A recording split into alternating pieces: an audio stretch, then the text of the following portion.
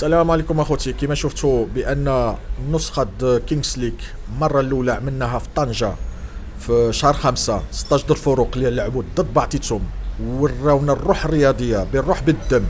وعرفتي اكتشفوا بزاف د الدراري ملاعبيات واعرين اللي خرجوا كاع برا المغرب. هادشي اللي بغينا حنايا، نكتشفوا مواهب.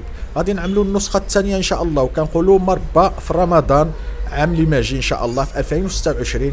هادي باقي ماشي سيغ، باقي حتى نجلسوا مع الرئيس العصبه ونجلسوا مع الدراري اللي كانوا مشاركين معايا.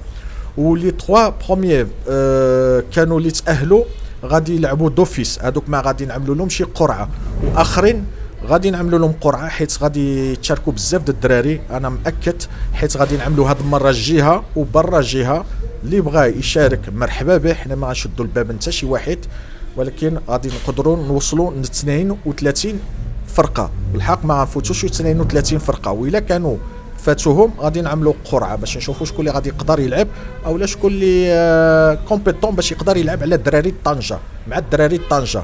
دونك اخوتي وجدوا راسكم وريونا السبوعه شنو فالور ديالكم، واجيو نعاودوها في طنجه ان شاء الله، ونكبروا بهذه المدينه ونطلعوا بالرايه د المغرب بالروح بالدم، والله الوطن الملك.